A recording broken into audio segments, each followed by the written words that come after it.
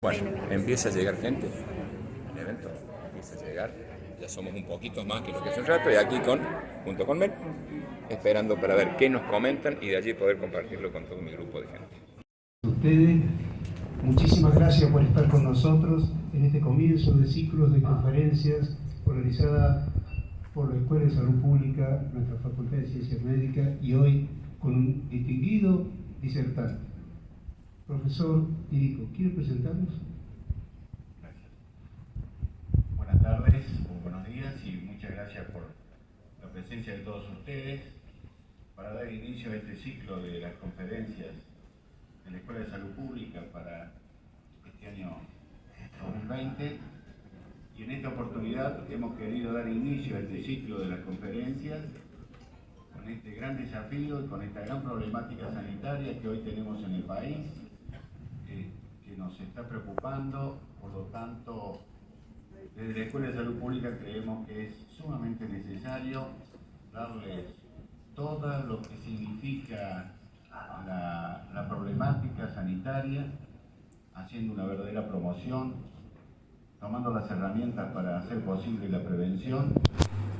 Y hemos invitado al profesor Hugo Pisi, que es un eminente y destacado profesor en este tema, profesor plenario de nuestra Facultad de Ciencias Médicas, de nuestra Universidad Nacional de Córdoba, de la Universidad Nacional de La Rioja, autor de numerosos libros, entre ellos el libro de toxoplasmosis, que tiene la faja de honor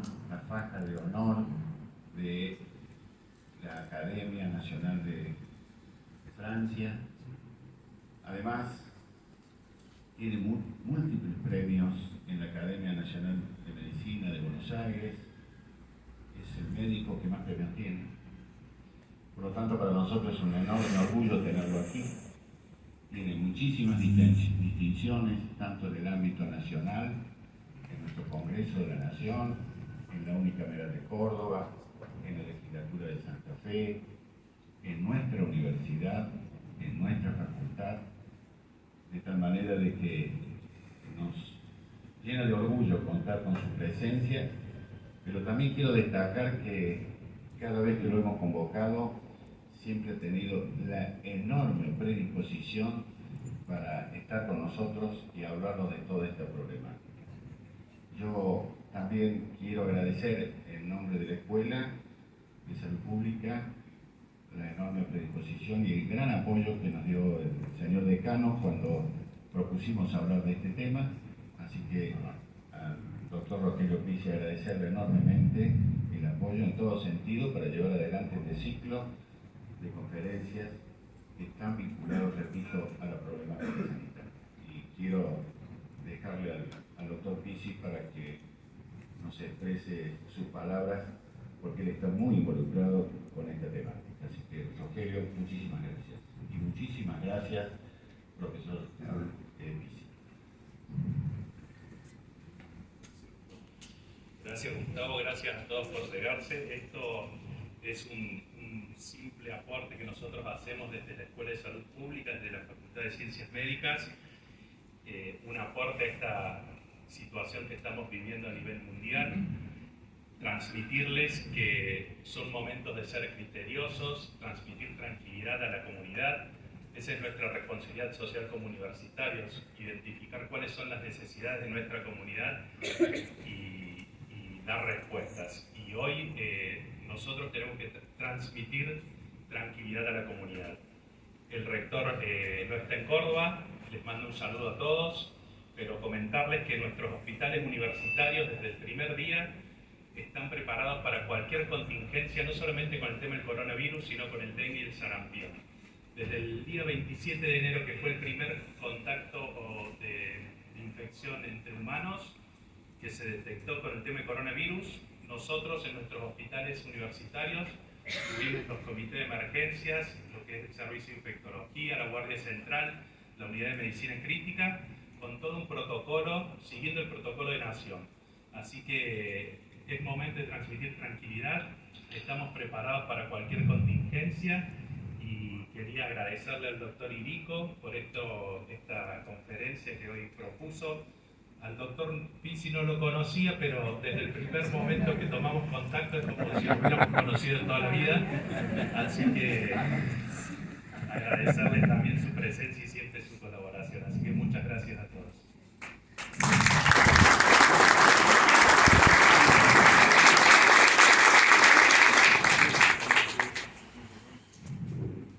Profesor Hugo Pizzi, esperamos su palabra. Bueno, buen día. Esta es mi casa, es un ambiente muy agradable para mí.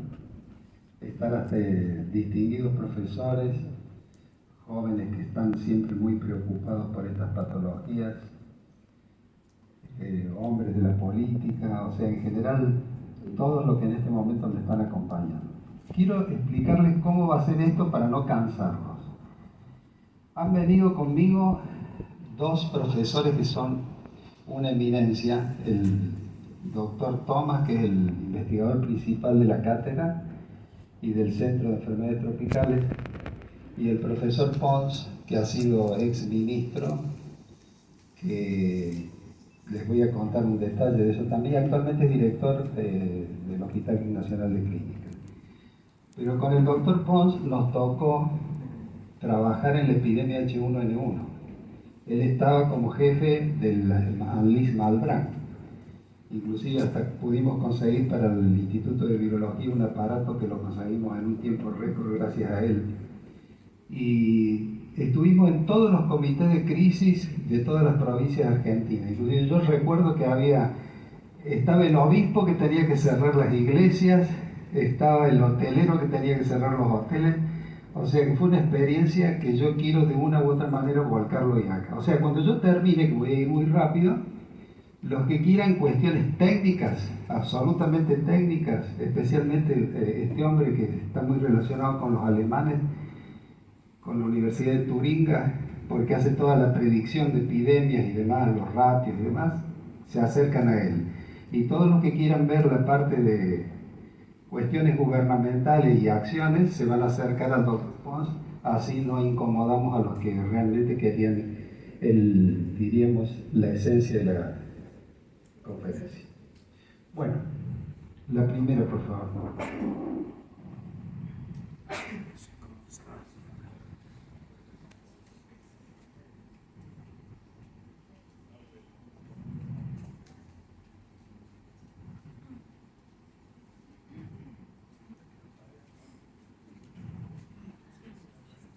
La técnica.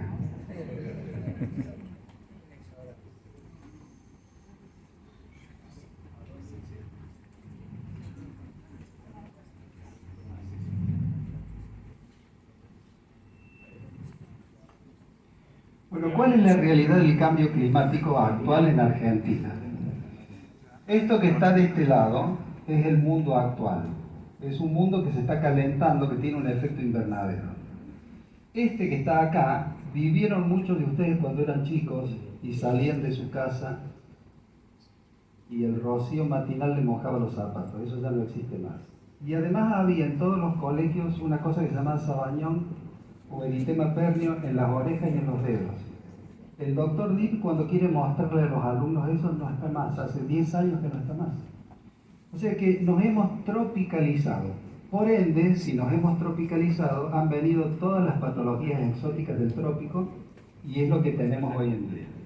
La que sigue, por favor. La que sigue.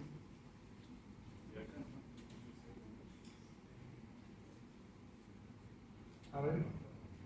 Observen ustedes este detalle. La reserva de agua potable está en el sur argentino, fundamentalmente en todos los glaciares. Este es un glaciar que se llama Uppsala, tiene el nombre de la Universidad de Uppsala, que es sueca, porque quien lo descubrió y lo describió era un profesor de Uppsala. Observen ustedes, año 1924, año 2004. 2004, miren que estamos en el 20. Totalmente derretido. O sea que las reservas de agua se están derritiendo por el cambio climático. El doctor Fernández, que es de nuestra cátedra, con bota de media caña, la pasó acá. Lo caminó de punta a punta. Quiere decir entonces que prácticamente se está derritiendo la Antártida. ¿La que sigue, por favor? Observen Córdoba.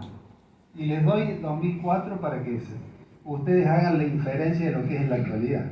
Esto es la deforestación. Córdoba con el bosque nativo en el año 1904, Córdoba con el bosque nativo 2004. Les aseguro que hoy es la mitad de esto, es acá. Rompen el bosque nativo, siembran. Pero eso la naturaleza nos cobra por eso. Siga, por favor. Esta es la isla danesa Dinamarca. Dinamarca siempre tuvo hielos eternos y contando desde el suelo hacia la superficie había 30 metros de hielo en algunos lugares. Dinamarca hoy está derretida. Ahora ustedes se preguntarán el dato de agua, la que sigue, por favor. Y esto es, por ejemplo, analizando el casquete ártico. Vuelva, por favor. Observen ustedes este detalle. 1984, septiembre del 2016. Un tercio. Toda esa agua va a los mares y ya van a ver por qué hay tantas modificaciones meteorológicas. Siga, por favor. Y acá empiezan a aparecer cosas rarísimas. Ustedes me dirán, pero ¿por qué me lo muestra acá Hitler? Porque cuando se derritió todo en el Ártico, apareció esto.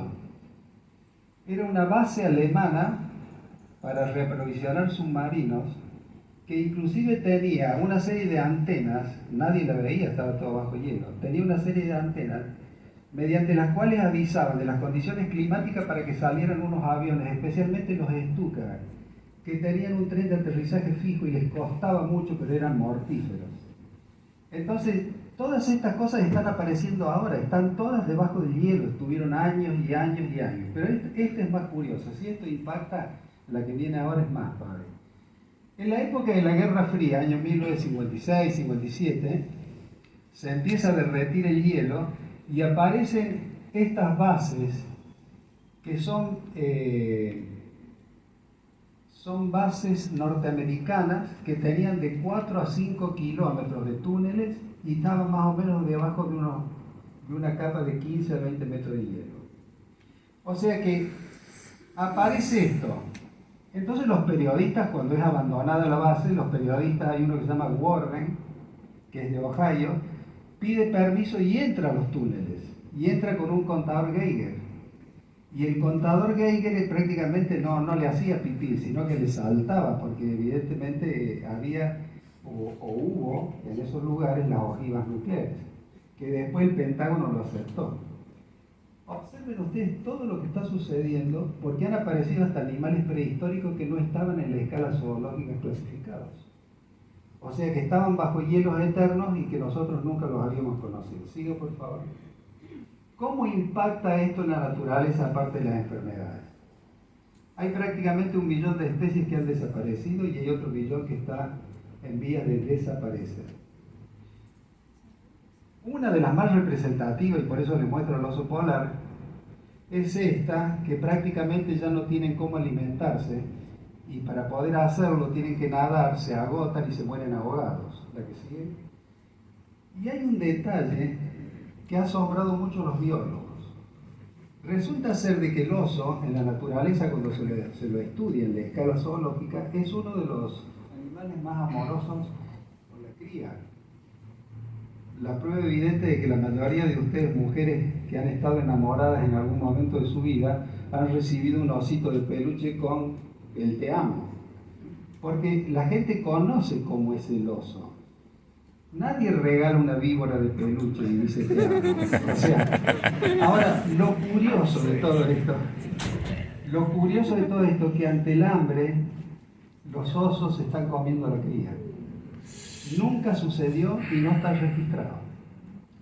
Vean ustedes cómo hacen las especies con el fin de preservarse. Siga, por favor.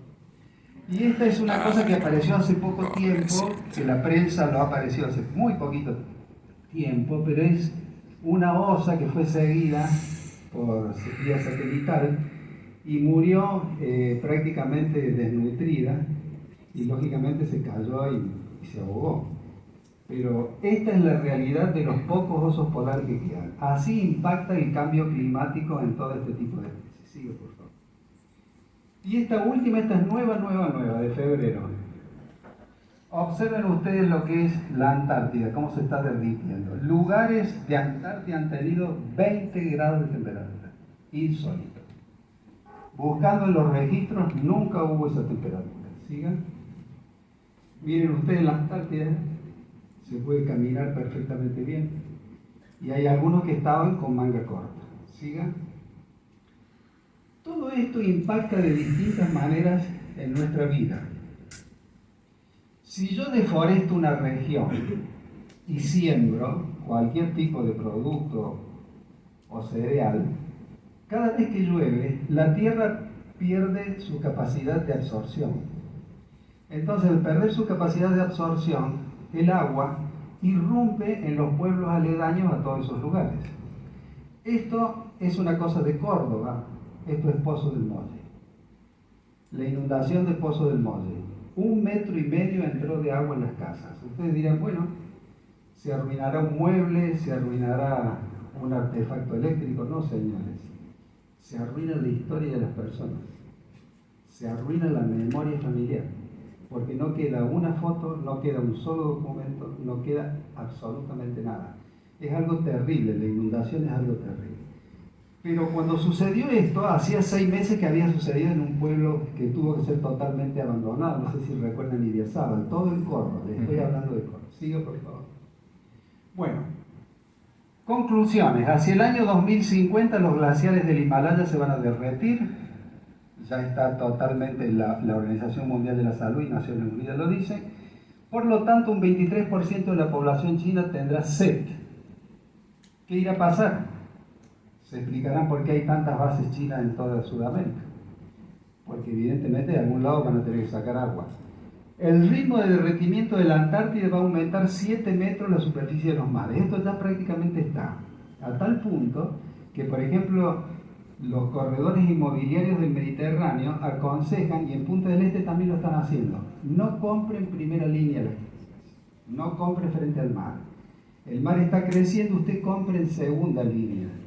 Porque hay muchos lugares donde ya fueron tapadas. 7 metros que suban los mares no solo van a inundar la periferia, sino que va a haber más fenómenos meteorológicos, rayos, centellas por la evaporación y demás. Y ahí está la explicación por qué tenemos tantos tsunamis, por qué tenemos tantos huracanes, etc. Sigue, por favor. No, me falta el Amazonas. Cuando fue deforestada el Amazonas, que también fue para buscar oro y para sembrar soja, en la parte donde estaba deforestada la temperatura subió 8 grados. Cuando se fue el presidente Lula mandó el ejército ahí para que no siguieran deforestando. Hoy les puedo asegurar de que ya esto debe estar el doble de deforestado. Hay un registro de Ushuaia que en los últimos eneros aumentó 1 grado de temperatura. Y es muy probable que alguien de los que están sentados acá me diga, che, pero 1 grado en Ushuaia, la ciudad más austral del mundo, es enorme. Por eso hay unas pistas de esquí que ya no están más, que ahora son para pasear. Recuerden que el 1 grado solito genera 7% más de vapor de agua, y es la evaporación que es el motor de todos los fenómenos estos meteorológicos que hemos hablado.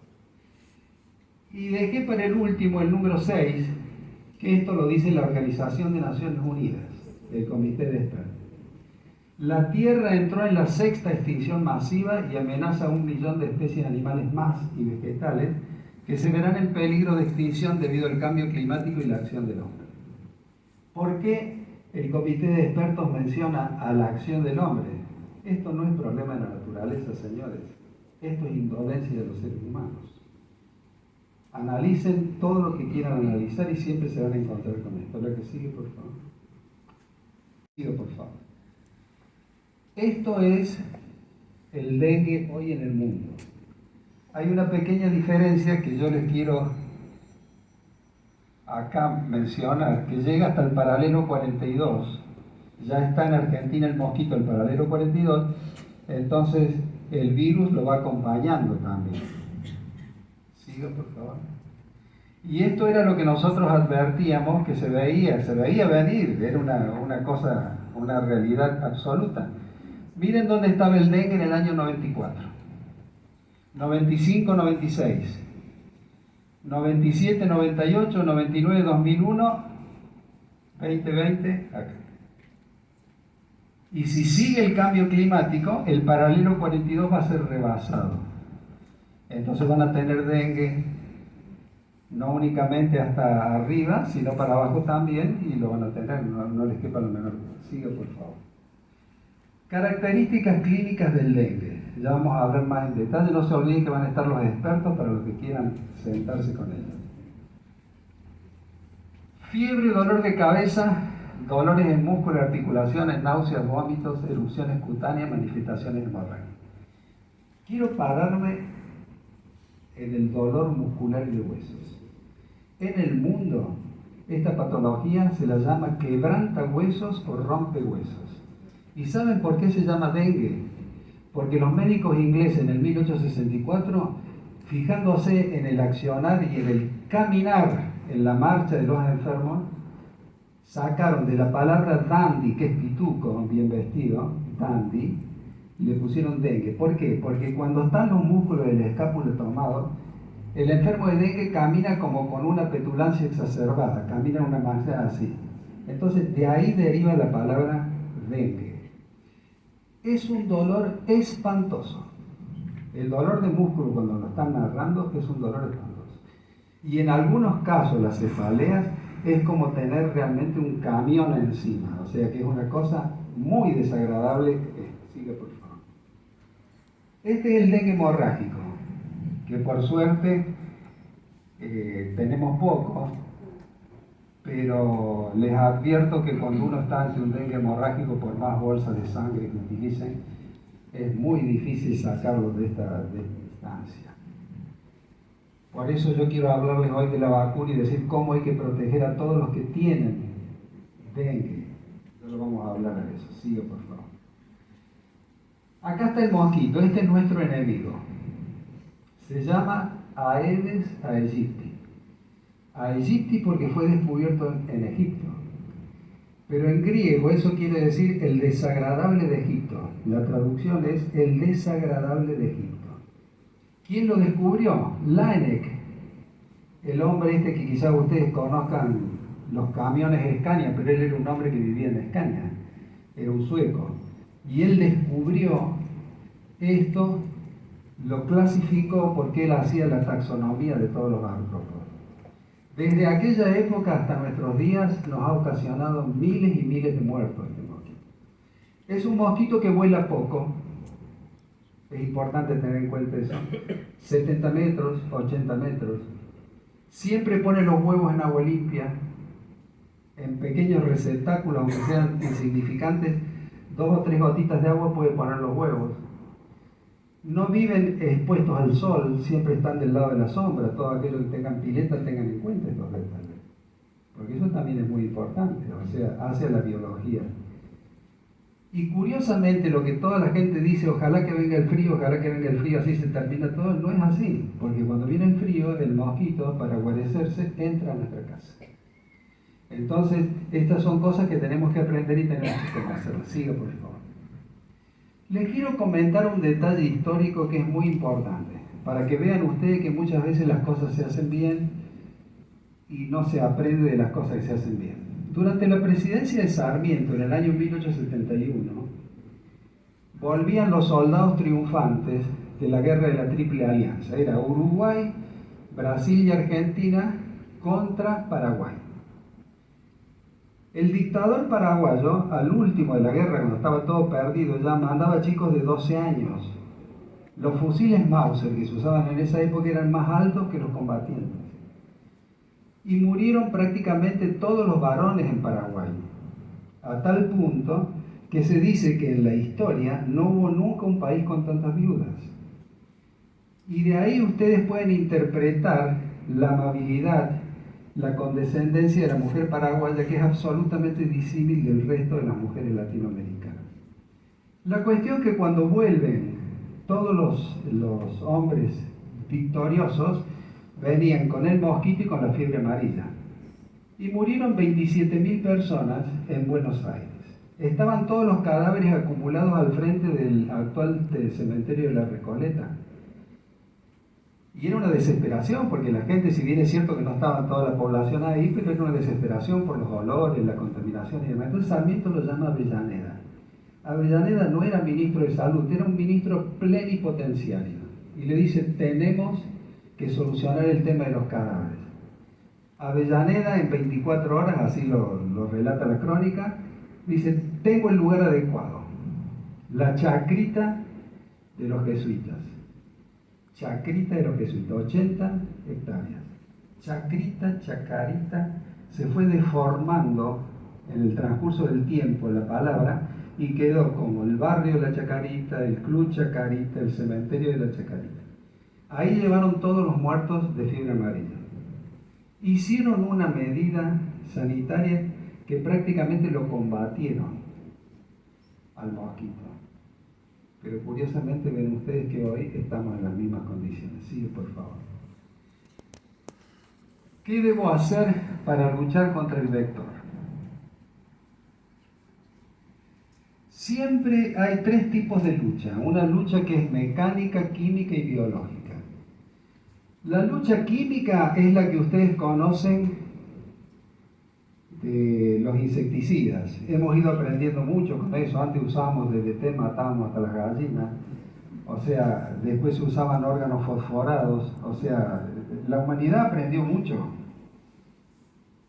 Hay una anécdota muy interesante que se estudia en salud pública como uno de los desastres ecológicos más grandes, que sucedió en las islas de Guam y Guadalcanal durante la Guerra del Pacífico. Resulta que cada vez que desembarcaban los norteamericanos para luchar contra los japoneses, enfermaban de paludismo. Entonces, ¿qué dijeron? ¿Qué dice MacArthur? ¿Qué le dice MacArthur a los médicos militares? Solucionen el problema para que puedan desembarcar y no enfermarse. Entonces mandaban los aviones y fumigaban con DDT. Presten atención. El DDT mató a todas las lagartijas de la isla. Las lagartijas eran la comida de los gatos, se murieron todos los gatos de la isla. Eso hasta ahí, más o menos. Pero resulta ser que como estaban en un régimen pluviométrico de 2.500 a 3.000 milímetros de agua de lluvia, ellos necesitaban unas chozas para poder defenderse. Pero el DDT destruyó a unos ácaros que estaban en los techos de las chozas, que eran los que le daban la oleacidad para que no entraran a ser los impermeables. ¿Me captan el concepto? O sea, se quedaron sin techo. O sea, se enfermaron, se murieron gallinas y demás. Eso es un desastre. Era el DDT. Ahora tenemos que utilizar insecticidas que sean amables con el ambiente y amables con el ser humano. Por eso se está usando la permetrina en distintas diluciones y demás. Lucha mecánica. Tenemos que volver a las telas que ahora son muy accesibles. Cuando digo muy accesibles hablo de baratas, las telas plásticas.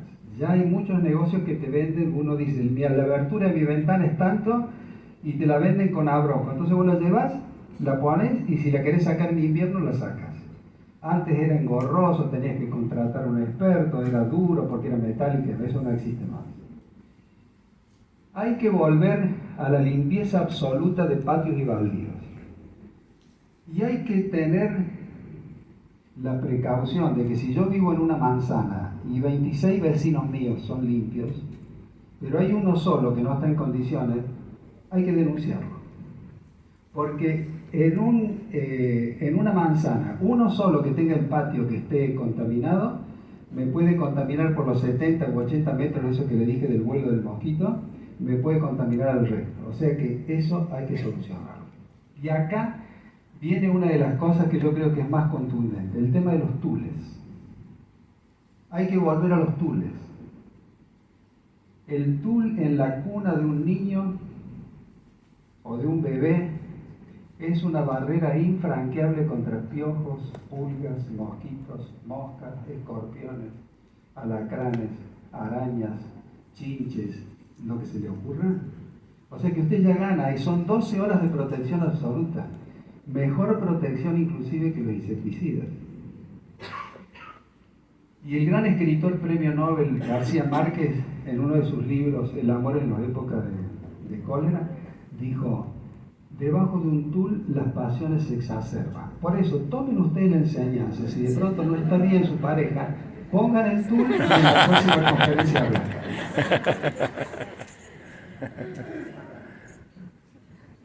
Acá hay una cosa interesante, y acá la Facultad de Medicina hace 2 años hizo una campaña fantástica con esto, regaló cientos y cientos de litros del DIT. ¿Dónde está el secreto del repelente? El secreto del repelente es respetar lo que dice el fabricante. Si el fabricante te dice a vos 6 horas, pues a la sexta tenés que ponértelo. Porque si no, todo falla. Mire, yo conocí a una mujer en una de estas conferencias, la directora de un centro de Arcos de recreo Catamarca, una mujer comprometida con sus hijos y demás. 1 hora y media le erró, meticulosa. 1 hora y media le erró con el DIT y su niño tiene. O sea, fíjense ustedes los detalles de la importancia. Es decir, si yo viajo a un lugar peligroso, tengo que ver. Si me dice 8 horas, cada 8 horas. Si me dice 6 horas, 6 horas. Ahora hay hasta para niños pequeños, o sea que se ha avanzado bastante en esto. La que sigue, por favor. La fumigación siga. Y acá quiero pararme en algo y espero que ustedes interpreten el porqué. Porque resulta ser que siempre usamos la misma ecuación y siempre fracasamos. Vamos a tener que hacer algo distinto. Es como que siempre chocamos con lo mismo, o sea, cada vez tenemos más dengue. En el año 1939, presten atención a la fecha, 1939, en los prolegómenos de la Segunda Guerra Mundial, un grupo de judíos que vivían en Berlín, comandados por un rabino que se llamaba Esdel Ayahu, decidieron abandonar Alemania porque eran muy perseguidos. Israel no estaba formada, Israel fue creada en 1948, yo estoy hablando del año 1939. Fueron a la Cisjordania y armaron un kibutz. Tenían hambre, sembraban para comer, pero los frutos y todo lo que ellos obtenían de la siembra era contaminado y destruido por una mosca que es la mosca del Mediterráneo, o lo que se llama la mosca de la fruta, combatida en todo el mundo. Entonces, ¿qué hizo el rabino? El rabino le dice: tenemos que lograr algo para esterilizar a los machos, con muy buen criterio. Y utilizaron rayos, los rayos de aquella época para radiografía, tomaban las moscas machos, las esterilizaban, las largaban al ambiente, y ellas no perdían la pulsión, buscaban a la hembra desesperadamente los machos para copular. Pero las hembras, copuladas por los machos estériles, ponían huevos que no eran fértiles. Liquidaron el tema de la mosca del fruto. Pero ¿qué pasó? El mundo, cuando vio eso, empezó a comprarles cosas. Y hoy en día es una empresa que cotiza en la bolsa de Nueva York. No solo esteriliza moscas, esteriliza mosquitos, esteriliza garrapatas, esteriliza piojos, esteriliza lo que se le ocurre, menos varones. Ni se le ocurre comprar estos aparatos para llevarlo a la casa. Tenía varios políticos es con la que ambos. nos tiene que solucionar el problema. Esta o los españoles que en vez de usar rayos gamma usan en este momento con unas cosas que son chiquitas como un tocadiscos, rayos láser. Entonces, ¿cómo tendríamos que actuar? Tenemos un laboratorio que no puede ser más grande que un garage. Criamos mosquitos, machos y hembras. Separamos las hembras y a los machos le ponemos la acción de los rayos gamma. Después un auto, una ambulancia, lo que quieran, va y lo tira en el barrio que esté más contaminado. Y así se baja hasta el 80% de las colonias de mosquitos. La prueba evidente de esto es de que hay ciudades brasileñas ya. Hay 3 ciudades brasileñas, entre ellas una que se llama Piracicaba en el estado de San Pablo, que tiene 400.000 habitantes, que bajó 80% el tema de las colonias de mosquitos. ¿Qué quiero transmitir con esto? Que si seguimos con la misma ecuación, vamos a chocar de nuevo con los mismos fracasos. Hay que cambiar, tenemos que cambiar desde la actitud hasta usar cosas más modernas que han dado tantos resultados en el mundo. Siga, por favor. Bueno, esta no dio tantos resultados, siga. Esta tampoco, es muy complicada de hacerla, la Wolbachia pipitiense. Esta fue descubierta para el otro mosquito, el mosquito gimiente, el que hace ruiditos. Pipiens en griego, gimiente, por eso hace ruido. Este otro, el peligroso, no hace ruido. Siga.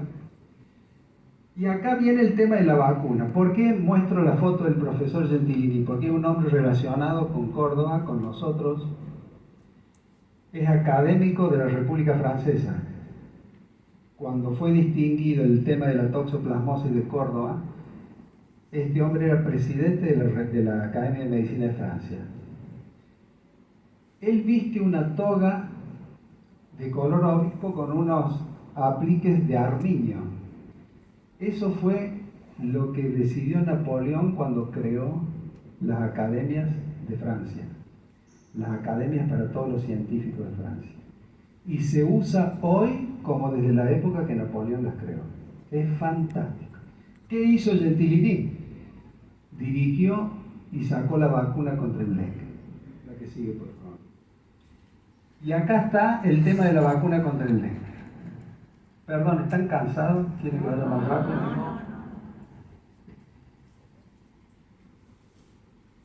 Es tanta la demanda que tuvo esta vacuna, pero tanta, que tuvo que salir diríamos, del edificio clásico de Sanofi Pasteur y tuvo que irse a un pueblo pequeñito que se llama Neuville-sur, ahí lo alcanzan a ver, que está sobre el río Soin, produciendo una vacuna contra el dengue desarrollado bajo la dirección de Gentilini. Ya hace tiempo esto, ya hace tiempo. ¿Qué ventajas tiene esta vacuna? La han usado México, Tailandia, Filipinas, Panamá. Hay algunos estados de Brasil que la han usado. Si yo tengo 4 serotipos que son el virus del dengue, o sea, el dengue se presenta como con 4 antifaces. 4 serotipos, 1, 2, 3, 4.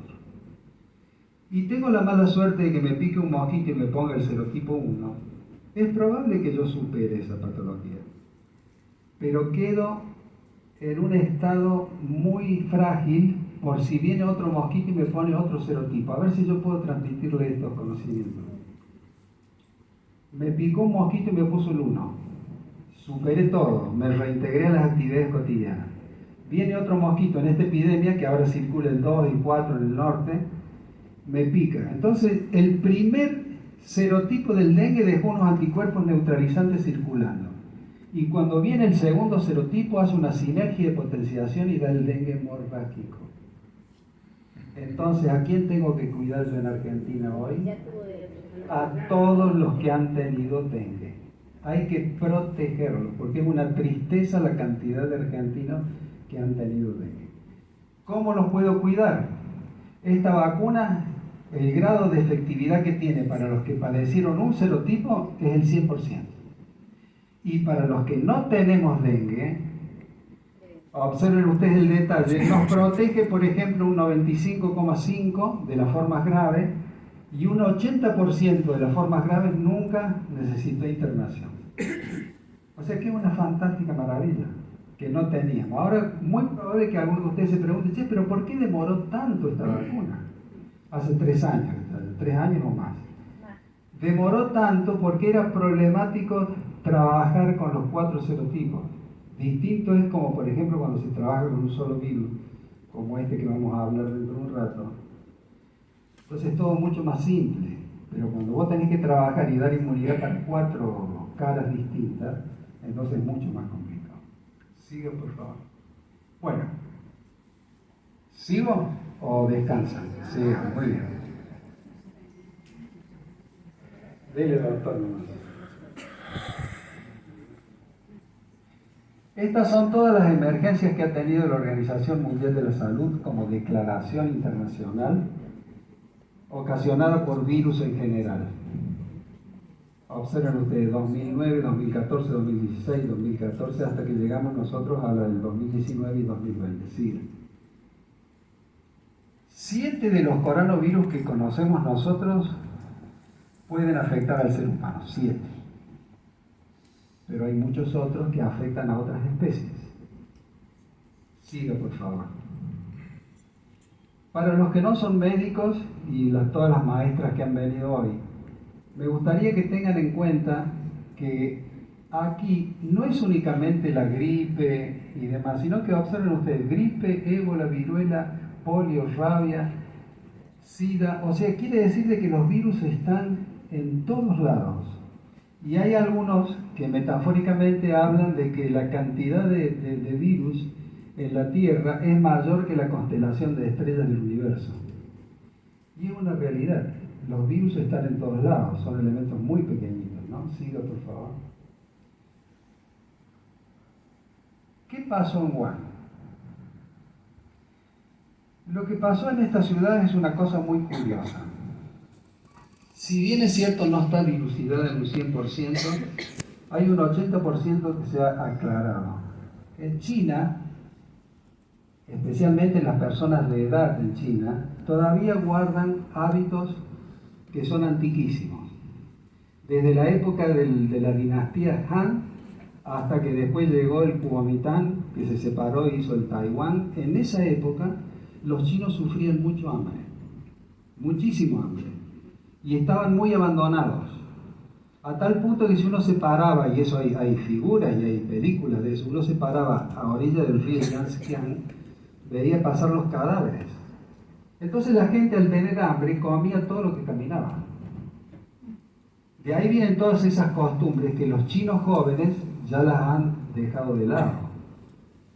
Pero los chinos que tienen determinada edad y que tienen una cultura que no es la actual, evidentemente todavía siguen comiendo todas esas cosas. Siga, por favor. Este es el virus, el coronita, ven que tiene como una corona alrededor. Siga, por favor. Este es el virus visto al microscopio. Ahora quiero llegar al tema este. Siga. ¿Qué es lo que pasó? Había un mercado en la ciudad de Wuhan donde había 1500 comercios. Y esos comercios vendían cualquier cosa, crudas, y la gente comía ahí nomás. Entonces se cree que los que comían murciélagos,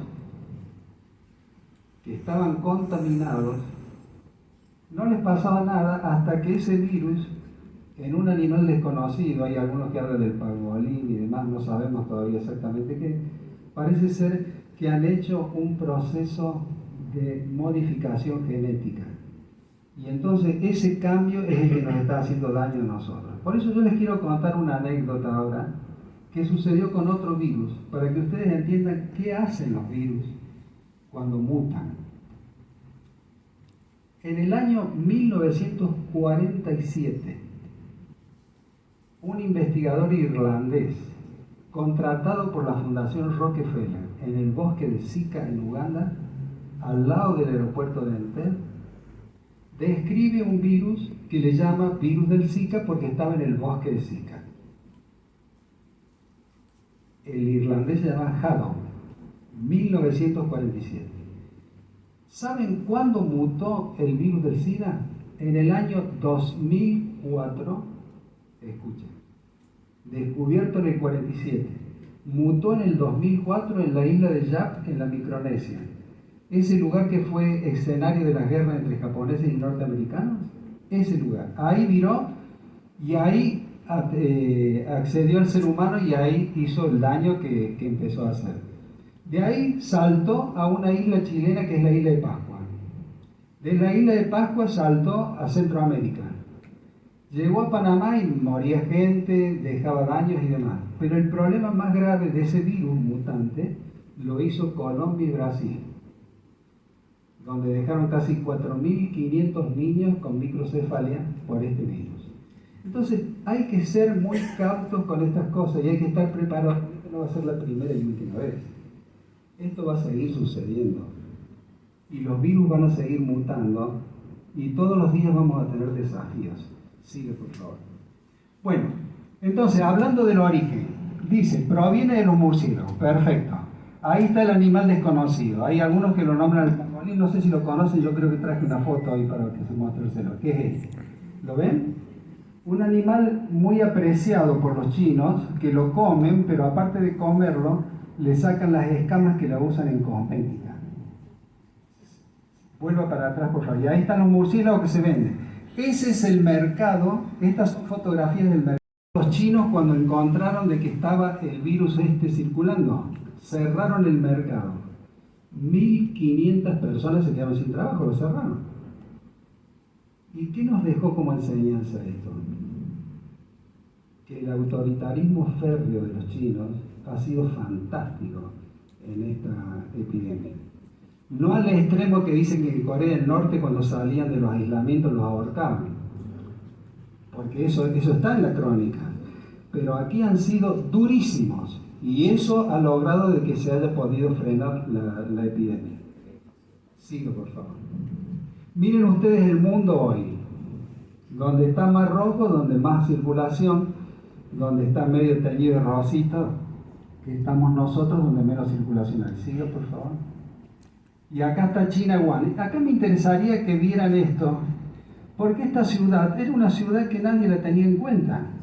Sin embargo, está en el centro de China, es una de las ciudades más conectadas con el mundo, tiene 11 millones de habitantes, aunque hay algunos que dicen que en un censo hay 19 millones, y está a la vera del río Yangtze. O sea, tienen la salida al mar, tienen un aeropuerto fantástico y tienen infinidad de trenes de alta velocidad. Siga, por favor. Este es el aeropuerto de Wuhan hoy, vacío absolutamente. No hay nada de actividad. Nada de actividad. Siga. Y estos son los trenes de alta velocidad que unen Wuhan-Shanghai, Wuhan-Beijing, Wuhan-Hong Kong. Entonces, o sea, todos parados.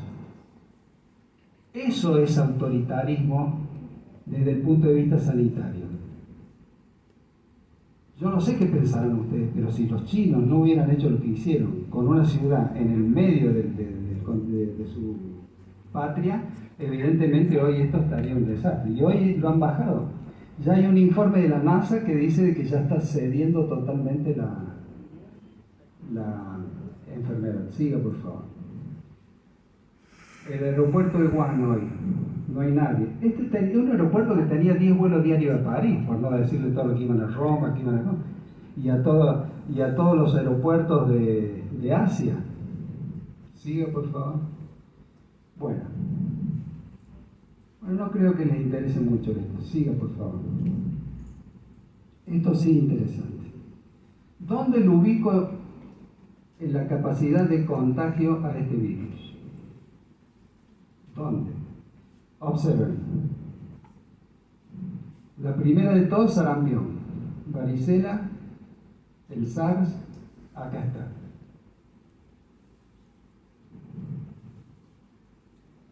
Y con el ébola, que también más o menos anda por ese coso, sucedió otro hecho que es importante que ustedes lo conozcan. ¿Por qué no se expandió el ébola? El ébola no se expandió porque hubo una pequeña... En una pequeña colonia donde había monjas belgas, que estaba al lado del río Ébola, por eso le pusieron el ébola, la epidemia de ébola. La primera epidemia, 200, 300. La segunda epidemia, 400, 500. Fue suficiente que hicieran un camino de tierra, escuchen esto, entre la República Democrática del Congo y la República Centroafricana para que se expandiera a Sierra Leona y a Liberia. Y ahí se largó toda la cosa. Miren lo que son las comunicaciones. Si yo pongo esto en Wuhan, si el ébola hubiera sido en Wuhan, hubiera sido distinto todo. No sé si captan ese concepto epidemiológico que es fundamental, el tema de las comunicaciones hoy. La prueba evidente la estamos sufriendo nosotros ahora con los que llegan en avión y demás. Siga, por favor. Bueno, transmisión entre humanos. Cuando apareció el SIDA, un profesor sueco, Trex, dijo: señores, con la aparición del SIDA viene la época de más fidelidad entre los seres humanos. ¿Se equivocó Trex o no se equivocó? Bueno, parece ser de que hubo un periodo cortito de fidelidad, pero después no le prestaron atención. O sea, hay que ser muy cuidadosos con esto, especialmente como somos nosotros. Si viene el virus, tendremos que dejar de besarnos, tendremos que dejar de darnos la mano, porque todo se va contagiando. O sea, si la persona es enferma, y acá necesito aclarar algo, si yo toso y estoy enfermo, las gotas mías llegan hasta 7 metros e impactan si hay una pared. Dicen los ingenieros, con el doctor Ponce, esto lo aprendimos, porque no sé si saben que el doctor Ponce es ingeniero, es médico y es licenciado en Bellas Artes. Rara mezcla, doctor Ponce. Entonces, ¿qué nos explicaba Ponce? Que las partículas hacían una curva parabólica, o sea, yo estornudo y llego hasta allá, hasta la señorita. 70 kilómetros por hora. Lo que pasa es que acá se dice de que es más cerca, 1 metro, 2 metros como máximo, pero las partículas van. La curva parabólica hace que la partícula caiga con el virus al suelo. Las leyes térmicas dicen que a las 2 horas se suspende. Por lo tanto, usted tiene que tener limpia su casa y no hacer que alguien estornude cerca ni tome mates con ella. Ahora está el tema del mate. ¿Por qué la Corte Suprema puso el tema del mate? Mire, si usted toma un mate caliente, o por ejemplo usa las costumbres de su abuelo o de su mamá que le tiraban el chorro de agua caliente, es probable que no le pase nada. Pero no todos toman mates calientes. Y nosotros hemos visto de 30 a 40 estudiantes en el patio de la escuela práctica tomando tereré. Y si usted pone un microscopio en una boca, por más de que sea una boca sensual y aromática, es un zoológico microscópico. Es algo espantoso. No es únicamente esto, es piorrea, alteraciones, tricomona tenas, la tricomona del beso, de la boca, infinidad de enfermedades. Entonces, tome usted su propio mate. Es una cosa fundamental. O dedíquese al té o al mate cocido, no sé, pero eso es una forma de romper la cadena epidemiológica. Eso es realmente muy importante. Bueno, y otra de las cosas muy interesantes, que lo hizo el doctor Pesat hace muchos años y lo hizo con material fluorescente, es un enfermo común de gripe que sube un ómnibus. Entonces él le ponía una gotita de fluoresceína. No sé si lo conoce el doctor Pesat, si una de las glorias de nuestra facultad es todavía. Es el hombre que trajo la fotografía color a Córdoba. Nosotros no teníamos fotografía color. Y hay más de 400 tesis que tienen las fotos sacadas en color por el doctor Pesat. Es un científico puro. Entonces, ¿qué hacía Pesat? Aparte de hacer que cuando le ponía el material fluorescente, lo hacía estornudar y sacaba unas fotos raras que sacaba él, se veía que había una difuminación de este tipo y que iba hasta el fondo. Así que contaminaba todo. Pared, picaporte, mesa, escritorio, computadora y demás. Pero también hizo lo mismo en las manos y en la nariz en un ómnibus. Entonces, el que está enfermo con este tipo de virus, que son virus respiratorios, está incómodo con su nariz. Se está tocando la nariz y la cara constantemente. Sube al ómnibus. Transcurre para atrás para bajarse. Y al final se da vuelta y estornuda. Entonces subía esa y buscaba la fluorescencia, y la fluorescencia estaba en todo el ómnibus. Entonces vean ustedes qué filtrables que son estos virus. Siga, por favor. Los síntomas: dolor de cabeza, dificultad para respirar, tos seca, y los infectólogos siempre insistimos con la odinofagia, hay dolor al tragar y hay angina. No, nada de placas, o sea, las anginas virósicas, ¿no? Ahí es donde comienza. Si después va y ataca pulmón y lo colapsa el pulmón, también colapsa el riñón. Ahora, ¿por qué ataca y muere tanta gente que tiene enfermedades intercurrentes? Porque no están en condiciones, su estado inmunitario no está armónico. Entonces no pueden responder bien. ¿Y por qué responden bien los niños que no tienen patología? Los niños, aparentemente los estudios más modernos dicen que puede ser por el hecho de que están sometidos constantemente o periódicamente a vacunaciones, y eso es un estímulo para el sistema inmune. Entonces que están en mejores condiciones. Y si yo tuviera que hablar de índice de mortandad, cuando llego, a ver si está en la próxima, otra más. Esto ya es muy técnico, eso se lo pueden preguntar después de la doctora. Si yo llego, por ejemplo, a los 80 años, o más de 80, tengo un 14% de índice de mortandad. Pero acá hay una cosa que ustedes deben conocer. Siempre se dijo de que el índice era el 2% de muerte. El doctor que trabaja con la Universidad de Turinga hicieron una prescripción con ratios y demás, y desde el principio, desde hace 2 meses, le decían que era 4 o más. Y ahora la OMS acaba de decir que es 3,4 casi a 4. Por lo tanto, esto es más duro de lo que nosotros pensamos en un momento. Aunque la cátedra ya lo sabía, el instituto lo sabía, por eso es importante que quien quiera consultarlo al doctor lo hable. Siga, por favor. Bueno, las cosas para prevenir. Ya lo saben, lo hemos mencionado, eso es lo que da el Ministerio de Salud Pública. Siga.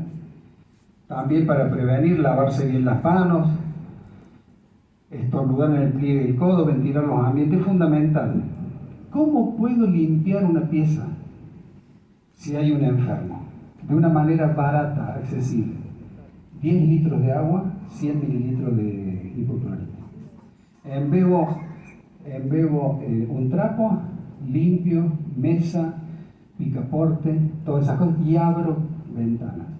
La acción de los ultravioletas, la ventilación es fundamental para todo esto. Entonces, aquel que se cayó, el virus que está en el suelo y que puede suspenderse y demás, yo pasando el piso con este elemento lo puedo solucionar. Muy barato, acá no hay forma de evitarlo porque es muy, muy barato. Siga, por favor.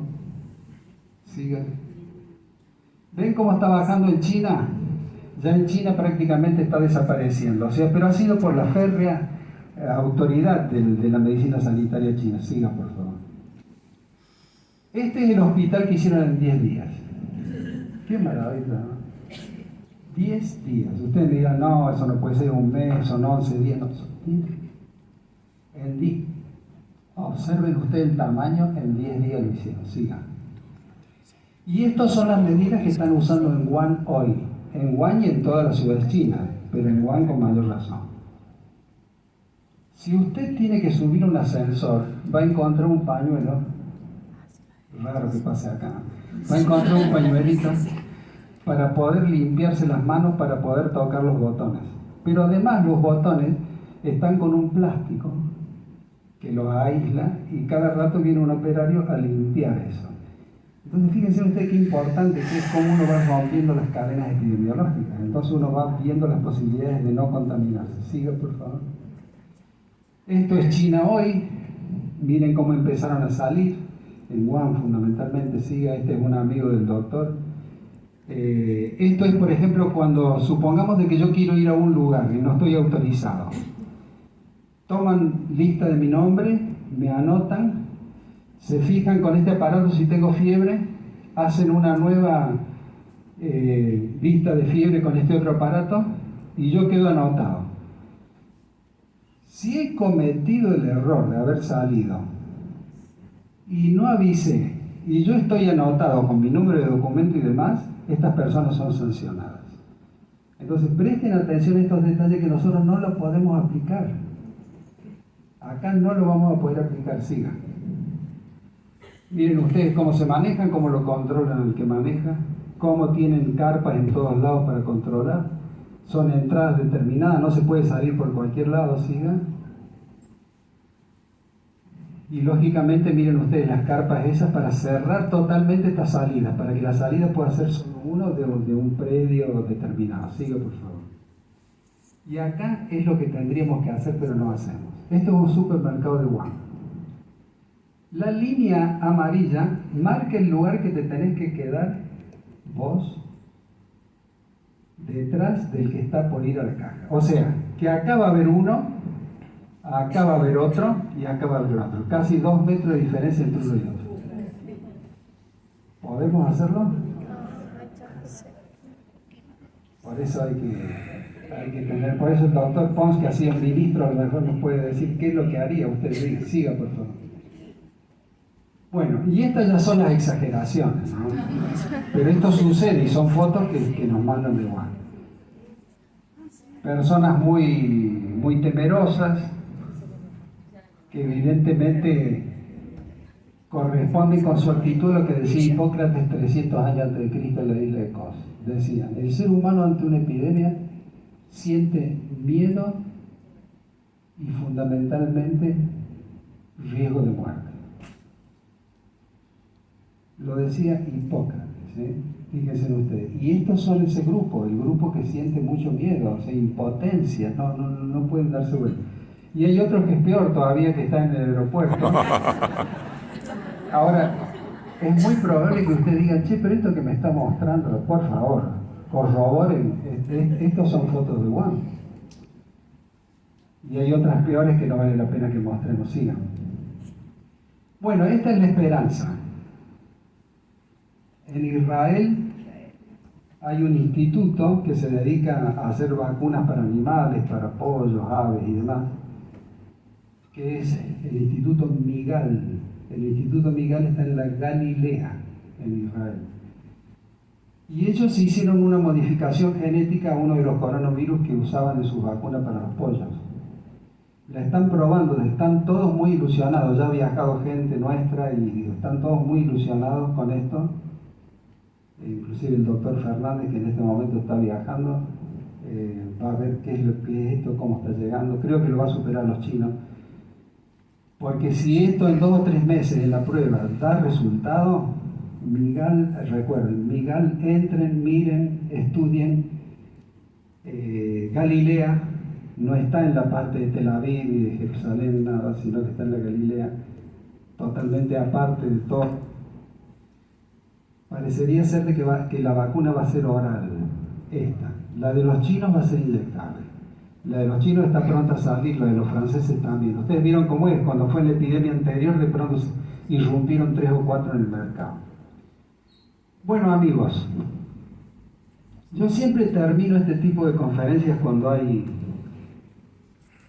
riesgos, que son riesgos inminentes, riesgos reales, con una anécdota que el rey Filipo, que era el padre de Alejandro,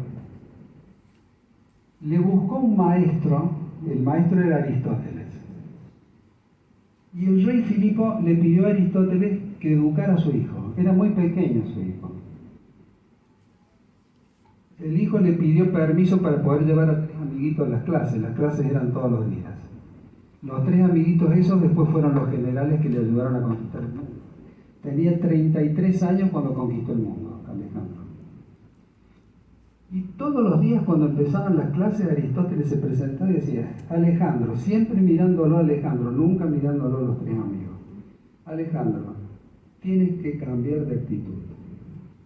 Alejandro, tienes que tener la posibilidad del cambio de actitud. Si nosotros no tenemos la posibilidad de cambiar de actitud y seguimos en la indolencia y en la imprudencia, tengan la plena seguridad que vamos a tener algún disgusto. Muchas gracias.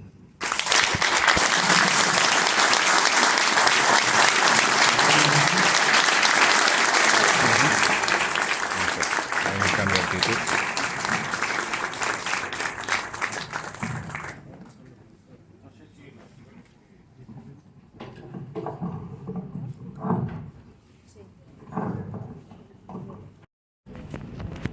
Si me bien.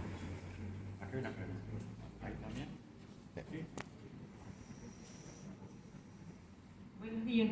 Buenos días. Doctor Pizzi, la vacuna del dengue que se comercializa en Argentina. No, pero la podemos conseguir. O sea, yo creo que con la cantidad de pacientes que hay ya que padecen o padecieron, en algún momento el gobierno algo va a tener que hacer. Particularmente uno puede o ir a los lugares donde se pone o hablar con la gente de Sanofi Pasteur y conseguir. Sí. ¿Qué tal? Buenos días. Mi nombre es Jesús Miguel Peralta, soy el coordinador de la formación superior en emergencias médicas. Para que se escuche arriba. Sí. Buenos días, mi nombre es Jesús Miguel Ernesto Peralta, soy coordinador de la formación superior en emergencias médicas, que forma paramédico universitario aquí en la Universidad Nacional de Córdoba. Y una de las preguntas más comunes que recibo por parte de mis alumnos, ya que trabajamos en el área prehospitalaria y somos el primer contacto con los pacientes, es si debemos realizar algunas modificaciones en los primeros abordajes a la víctima, sobre todo en lo que refiere a maniobras de reanimación cardiopulmonar, donde el contacto con los pacientes es directo. No podemos estar mirando muchas veces, presuponiendo si tiene riesgo de contraer. Muchas veces nuestras ganas de ayudar nos hacen ponernos en contacto con la respiración boca a boca o en control, si bien nos cuidamos con las barreras comunes, pero quisiéramos saber si debemos modificar en algo nuestro cuidado con esto que tenemos ahora.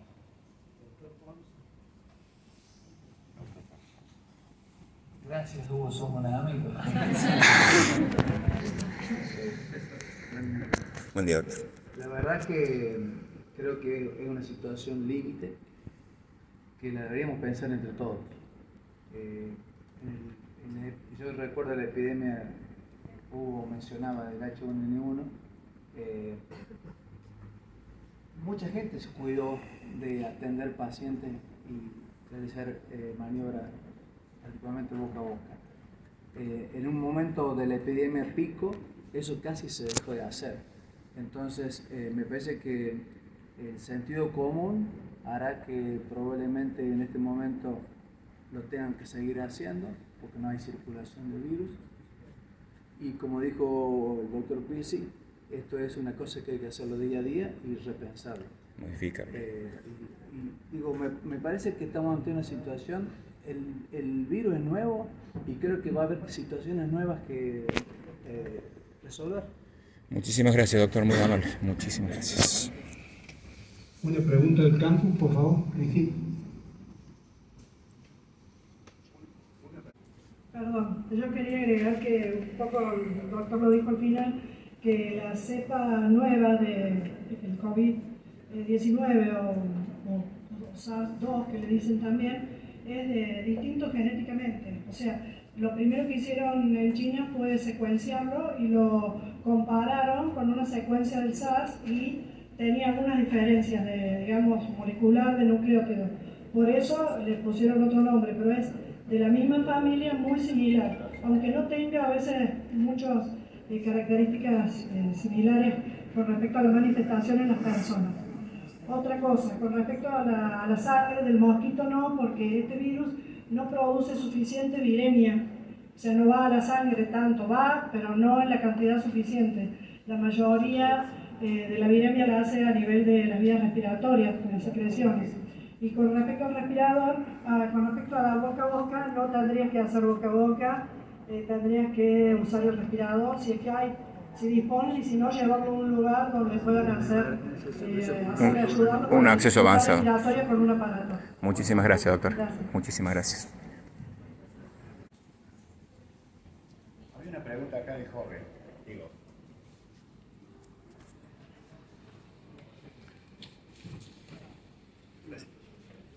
Hola, buenas tardes. Bueno, agradecer por la información brindada durante la charla y mi consulta es la siguiente. ¿Qué tan efectivo es el uso de mascarilla en personas sanas? ¿Qué tan efectivo es el uso de mascarilla para personas que están, digamos, sanas, no contagiadas, como medida de prevención? Ahí es controversial el tema del uso de la mascarilla. Los chinos han sido absolutamente radicales en prescribir el uso en toda situación, en todo momento, al salir a la calle. Vos ves las imágenes que nos enviaron de China, que permanentemente, y los extranjeros que vienen allí, así lo transmiten, tienen la obligación de la utilización de las mascarillas. Acá se preconiza la utilización en el periodo sintomático, es decir, cuando el individuo está tosiendo para no contagiar. Esa sería la indicación pertinente en nuestro medio. Le digo los dos modelos que se utilizan en el mundo, que son contrapuestos. Bien. No sé si vas a hacer el comentario.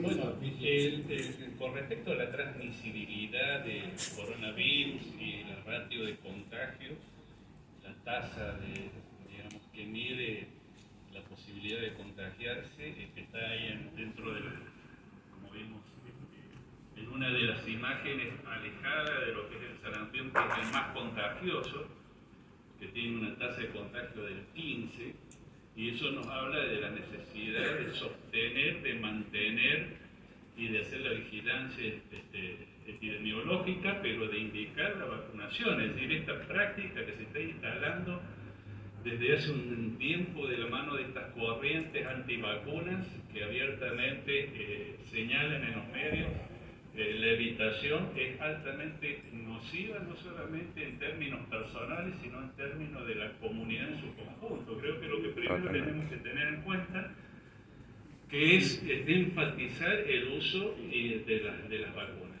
Este coronavirus, el COVID, está en el medio, digamos, o sea, de los más contagiosos que se han estudiado, primero es el sarampión y después viene el virus de la viruela, que afortunadamente, y por el énfasis que se puso en la vacunación, se erradicó, se han guardado algunas cepas para eventualmente hacer estudios, y este está en una tasa a mitad de camino, pero es un hecho dinámico, es decir, vemos que en China lo que sucedió, un control súper estricto.